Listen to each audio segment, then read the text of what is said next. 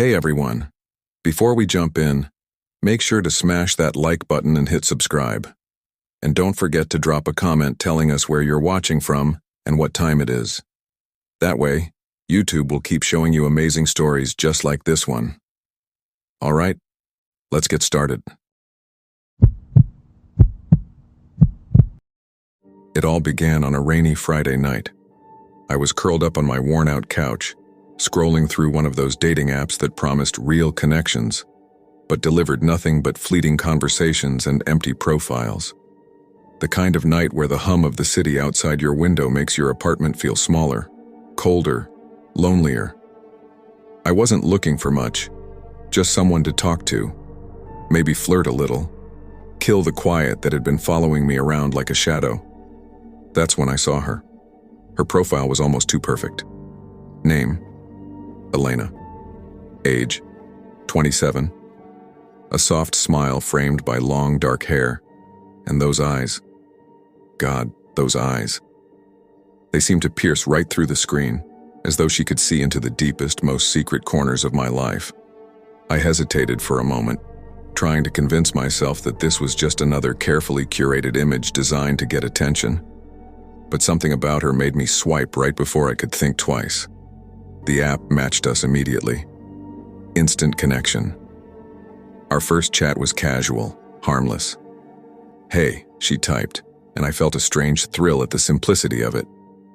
"Hey," I replied, heart already beating faster than it should. Conversation flowed quickly, almost unnaturally so. She asked questions about my job, my hobbies, the music I liked, but her questions weren't just surface level. They seemed to probe for something deeper, almost as if she were mapping the landscape of my mind with each sentence. By the time the night ended, we had exchanged numbers, agreed to meet the following week. The anticipation gnawed at me like a persistent itch. I found myself thinking about her constantly, replaying our conversations in my head. But there was something strange, almost imperceptible, that I noticed. Her messages didn't come from the app sometimes. They came from a personal number that I didn't recognize. When I asked, she laughed it off, saying she preferred texting over apps because it felt more personal. I shrugged and let it slide. Our first date was at a small coffee shop tucked into a quiet street downtown. It was raining again, and the dim amber light of the cafe gave everything a warm, almost intimate glow. She was exactly like her photos, maybe even better in person. I remember feeling an odd mix of relief and unease, like I was standing on the edge of something I couldn't quite see. We talked for hours, losing track of time, until the rain outside turned into a downpour. She suggested we walk a little, just a block or two, to clear our heads. I agreed, not realizing how soon that walk would start to twist the world around me. That's when the first strange thing happened. As we walked, I noticed that the streets we passed seemed familiar, not in the "I've been here before" way, but in a way that suggested someone had been leading me through a maze I didn't realize existed. We turned down an alley that I swear I had never seen before, and she smiled, brushing a strand of wet hair from her face. "I like this shortcut," she said, almost casually. "It's peaceful here." I should have said no.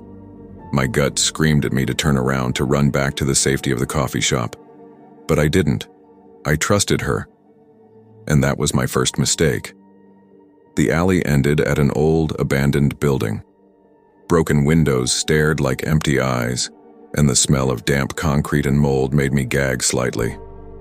"Do you want to see something cool?" she asked, her smile unwavering, but there was a flicker in her eyes that I couldn't place. Before I could answer, she pushed the door open and a wave of musty air rolled over me. Inside, the building was dark, silent, and oddly preserved.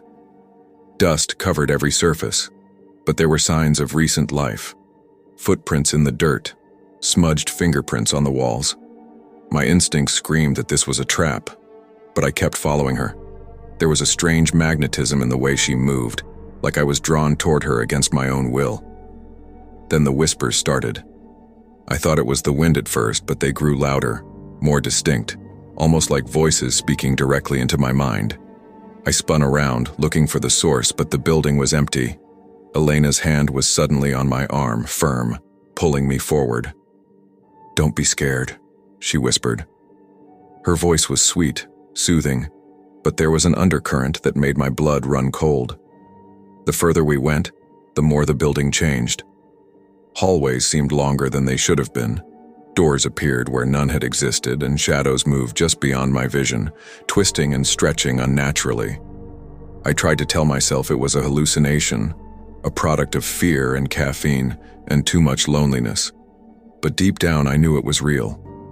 Something about this place was alive, and it was watching. We reached a room at the end of a narrow corridor. The door creaked open, revealing a dimly lit space filled with old mirrors, all cracked, all reflecting fragmented images of us. Elena stepped inside and motioned for me to follow. I hesitated, but then I saw it. My own reflection, staring back at me, but not quite right. My eyes were darker, hollow, and the smile on my face wasn't mine. It was hers. "Look closely," she said softly. Her hand brushed mine as I approached one of the mirrors, and that's when I saw it. Behind my reflection, a shadow moved. It wasn't in the room. It was in the mirror, creeping toward me. My heart pounded in my chest, and my voice caught in my throat. What is that?" I whispered. She didn't answer. Instead, she smiled wider, her eyes glinting with a strange, almost predatory light. "You've been waiting for this, haven't you?" she murmured. My pulse raced, and I realized I didn't know if she meant me or the thing in the mirror or both. Before I could react, the lights flickered, and suddenly, I was alone. The room was empty, the mirrors shattered on the floor, and the shadows that had danced so seductively moments before were gone. Elena was nowhere to be seen. I ran out of the building, stumbling through the rain-soaked streets, heart hammering, mind spinning. The world felt wrong, too quiet, too still. I kept looking over my shoulder, expecting her to appear, but there was only the echo of my own footsteps. I never saw her again. Not in the app, not in person, not anywhere. But the worst part?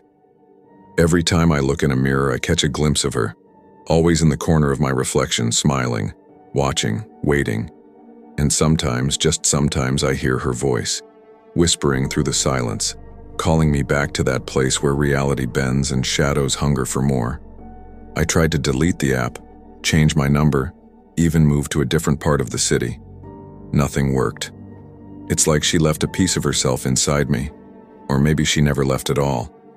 And I know one day she'll come back. One day I'll see her fully, not just in reflections or whispers. And I'm terrified of what will happen when that day comes. Because in that alley, in that abandoned building, I wasn't just meeting a girl from a dating app. I was meeting something older, something patient, something that knows exactly who I am and wants me forever. And now, even as I type this, I think she's closer than ever.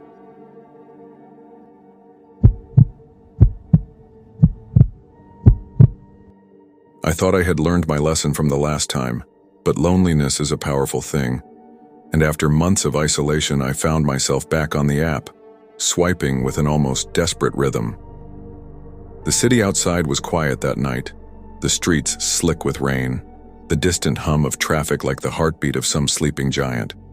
I wasn't looking for anything serious, just someone to talk to, maybe distract me from the gnawing sense of emptiness that had settled in my chest. That's when I saw him. Or rather, it saw me. The profile was unusual. There was no name, no age, no location, just a single photo, a black and white image of a dimly lit room with a figure standing at the far end. I hesitated, but something compelled me to swipe right. Almost immediately, a message appeared. "I've been waiting for you." My fingers froze. I had never received a message like that before. So specific, so intimate. I checked the profile again. Nothing had changed. No bio, no additional photos. Just that one image, and that single, haunting line. I typed back hesitantly, "Who is this?" The reply was instant. "Someone who knows you better than you know yourself." A chill ran down my spine. I laughed nervously, telling myself it was just some elaborate joke, maybe a hacker messing around. But deep down, I felt an unease creeping up my throat, like the first icy fingers of fear. We started talking, or rather, it started talking to me. The messages were disturbingly detailed. It knew things about me that no one could possibly know. My favorite coffee order, the exact number of steps from my apartment to the corner store, even the little habit I had of tapping my pen 3 times when I was anxious. Each message was perfectly timed, arriving just as I thought about those very things. I tried to dismiss it as coincidence, but the frequency and precision were uncanny. Then it started asking questions. Not normal questions about hobbies or interests, but questions designed to probe, to test, to see how I would react. "Do you like the sound of rain on windows at night?" it asked. I typed back, "Yes." And immediately, a new message came. "Good. You'll need to remember that." I tried to block the profile, deleted the app, changed my password. Nothing worked. The messages kept coming, sometimes appearing as texts on my phone, sometimes as notifications from email or social media. No matter what I did, it always found a way to reach me. The messages became more insistent, more controlling. "Go outside," it instructed one night. "Look at the streetlights, watch." My curiosity mixed with terror, and I obeyed. Standing in the cold night, I saw nothing unusual at first, just the familiar glow of streetlights reflecting off wet asphalt. But then, in the shadows between the poles, I began to notice shapes. At first, vague and fleeting, like a trick of my eyes. But soon, they grew clearer. Figures, standing silently, motionless, observing me. My heart raced, but before I could move, my phone buzzed again. "They're waiting for you. Do you see them?" I looked around frantically. The street was empty. The figures were gone. Yet I knew I hadn't imagined them. Days passed, and the messages didn't stop. They became increasingly personal, revealing secrets I had never told anyone, not even my closest friends. Childhood memories, private fears, embarrassing thoughts, it was all there, laid bare in precise, almost surgical detail. I felt exposed, vulnerable, and yet compelled. There was something magnetic about the way it communicated, a dark pull I couldn't resist. One night it sent a new instruction. "Come to the park. Midnight. Alone." I stared at my phone, frozen. The park was empty at night, dangerous in a way I couldn't explain. Yet something inside me, curiosity, desperation, maybe madness, pushed me forward. I wrapped myself in a coat and walked through the empty streets, my footsteps echoing off wet pavement, the city silent but alive with unseen eyes. The park was exactly as it had described, empty, silent, except for a single figure standing beneath a flickering lamppost. As I approached, I realized it was wearing a hood, face obscured. My breath came in ragged gasps, the adrenaline and fear coiling tight in my chest. "I've been waiting," it said. The voice was soft, chillingly calm. My blood ran cold because I recognized it, or thought I did. "Who? What do you want?" I asked, my voice trembling. The figure lifted its head and the hood fell back. It wasn't a person I knew, or at least it wasn't entirely human. Its face was pale, almost translucent, and its eyes were too dark, too deep, as if they swallowed light. And yet, it smiled, a slow, unnatural smile. "You've been playing a game," it said. "A simple app, a swipe here and there. But every choice you made led you here." I wanted to run, but my legs refused to move. There was something in its gaze, something that rooted me to the ground like a tree in cement. "Why? Me?" I whispered. "Because you were lonely. Because you were curious. Because you wanted someone to notice you. And now, you've noticed me." It stepped closer, and I could feel the air grow heavier, thicker, like it was pressing down on me from all sides. The world around me seemed to bend, the lampposts elongating, the shadows stretching unnaturally. My mind raced, trying to comprehend what I was seeing, what I was feeling. Then it reached out, and I felt a cold touch on my shoulder. Not just cold, icy, like the inside of a frozen tomb. I screamed, but no sound came out. My vision blurred, and the world tilted. When I opened my eyes again, I was not in the park. I was in my apartment. Everything seemed normal, almost mundane. My phone buzzed. I hesitated before picking it up. The message was simple. "Do you remember the park?" I looked around, checking every corner of my apartment. There was no sign of anyone. And yet, I felt it. The presence. Watching. Waiting. Inside my own home. For days, I tried to convince myself it had been a hallucination, some nightmare born from loneliness and stress. But then the messages returned, more insistent, more precise. They knew when I woke up, what I ate, when I showered, even the exact way I tilted my head when I thought no one was looking. The final message came one evening while I was at work, my hands shaking as I read it. "Look in the mirror. Now." I froze. My office was empty. I slowly turned toward the mirror behind my desk. At first, I saw only myself. But then, behind my reflection, a second face appeared. Pale, elongated, grinning. Its eyes were black holes, sucking in the light, staring straight through me. My reflection didn't move. It stayed perfectly still while the face behind it smiled wider and whispered, "You can't run. I am already inside you." I dropped my phone, and the screen cracked, but the sense of being observed didn't disappear. Not that night. Not the next. Not ever. I quit the app, deleted all my accounts, changed my number, moved apartments, tried to convince myself it was over. But sometimes late at night, when the world is silent and the only sound is the wind rattling my window, I feel it. Watching, waiting, knowing. The loneliness that brought it to me in the first place is still there, gnawing at me. And I know deep down, it will return. One day. Because the app was never just an app. The profile was never just a profile. It was a door, a marker, a shadow reaching into the world of the living. And somehow, I invited it in. Now, every time I swipe on a new profile, I pause, staring at the faces, wondering which one might be the next door, the next shadow. And I realize with a cold certainty that it's not the loneliness you have to fear. It's what answers it.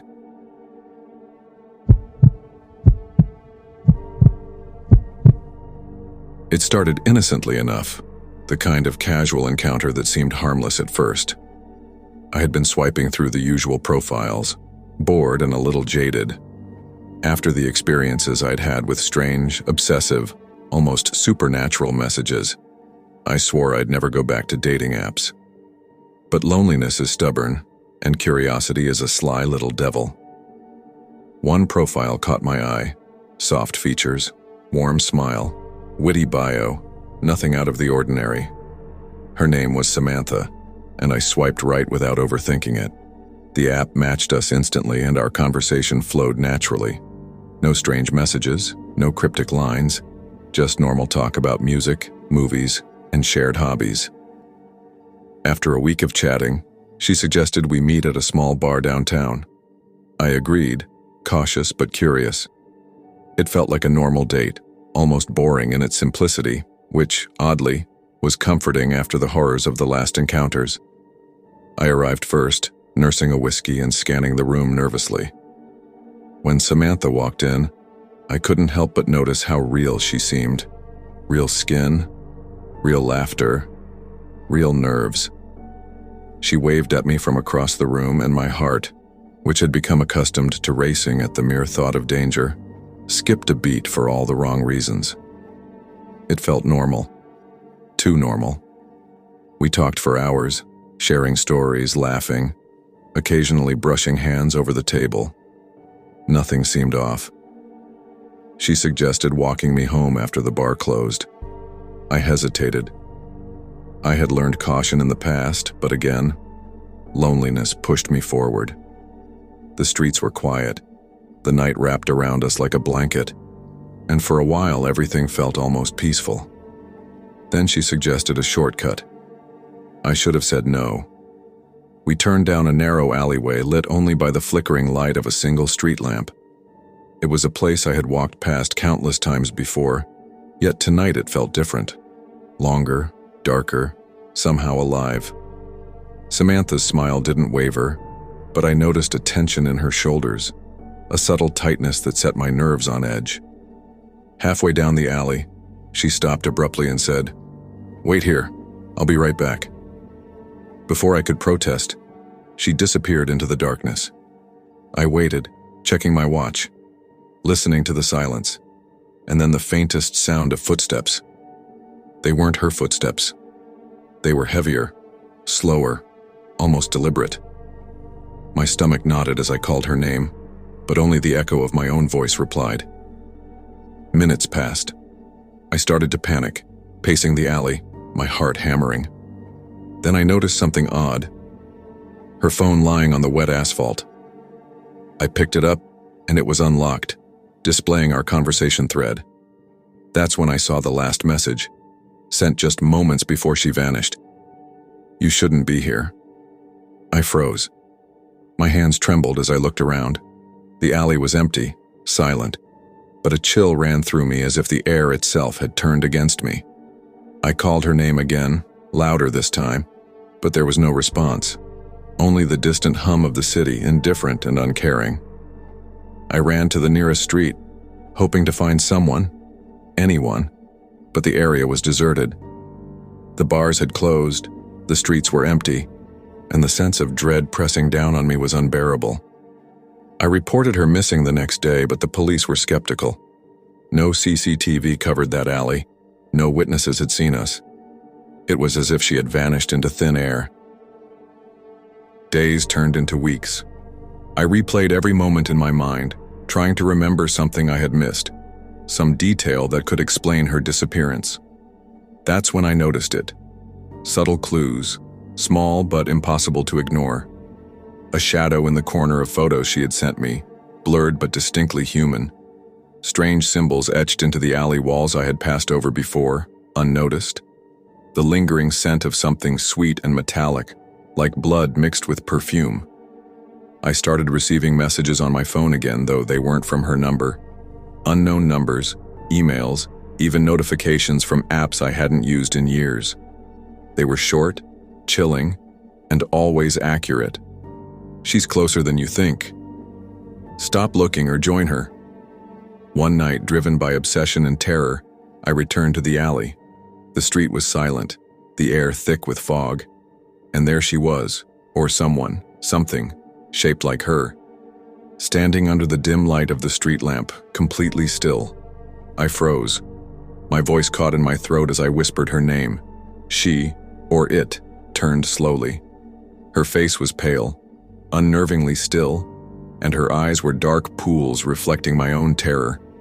Then it smiled. Not the warm, inviting smile I had seen at the bar, but a hollow, twisted grin that split the face into something almost inhuman. Before I could react, she stepped forward, and the world around me shifted. The alley elongated impossibly, shadows stretching into shapes that shouldn't exist. The air grew thick, heavy, almost suffocating. And then I saw it. Dozens of figures emerging from the fog, each resembling her, each grinning in perfect, terrifying unison. I turned to run, but the ground seemed to ripple beneath my feet, slowing me, bending me toward them. A voice whispered in my ear, cold and knowing. "You came back. Now you belong." I stumbled, screaming, but it was swallowed by the fog. When I opened my eyes again, I was in the middle of the alley, alone. Everything seemed normal, but my phone buzzed. A message from an unknown number. "Next time you won't wake up." I left the city the next day. I quit the app, deleted every account, changed my phone number and email addresses. I told myself it was over, that it had been a shared hallucination or some urban legend brought to life. But deep down, I knew the truth. The app wasn't just a tool for dating. It was a door, a portal, a summoning. And Samantha, or whatever had taken her, was only the beginning. Now, months later, I sometimes hear my phone buzz in the middle of the night. Unknown number, no message preview, just a ping. My stomach tightens. I don't check it, but I know if I ever do, I'll see the same words I've seen before. You're next.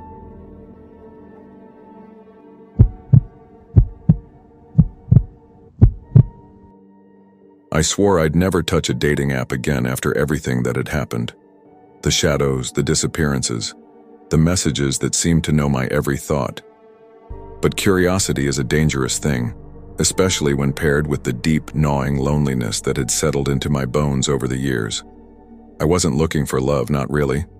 I just wanted to feel seen, to know that someone, anyone, acknowledged my existence. That was when I found Lydia. Her profile was unremarkable, almost painfully ordinary. Light brown hair, green eyes, a simple smile, and a bio that read, "Looking for connection in a disconnected world." I swiped right, expecting nothing, and yet instantly she messaged me. Her words were casual, friendly, but there was something off about the timing. She replied before I even finished typing, almost as if she could see me, as if she knew what I was about to say. We talked for days. Conversations flowed naturally at first, mundane exchanges about coffee preferences, favorite movies, and weekend plans. But slowly, the messages grew personal. Not in a creepy way, at least not at first, but in a way that made my skin prickle. She knew details about me I had never shared. My favorite childhood park, the time I had broken my wrist, even the fact that I left a cup of tea by the sink every night before bed. I laughed nervously, joking that maybe she was psychic. She didn't reply with words, just a smiley emoji, the kind that felt almost sinister in its simplicity. Eventually, she suggested we meet. I hesitated, but something in her tone, in the rhythm of our messages, made me agree. I chose a quiet cafe in the city, a neutral place with people all around, so at least I would feel safe. When I arrived, she was already there, sitting alone at a corner table. She looked exactly like her photos. My first thought was relief, finally, normalcy, but it faded quickly. Something about the way she watched me without blinking made my stomach tighten. Her eyes didn't just see me, they searched me, like a scanner running diagnostics on a machine it had built. The conversation started normally enough. Coffee, small talk, laughter. But then she leaned in slightly, her voice dropping to a near whisper. "I know why you came here tonight," she said. My heart skipped a beat. "You've been looking for me, haven't you?" I laughed nervously. "Of course, we agreed to meet. Isn't that why we're here?"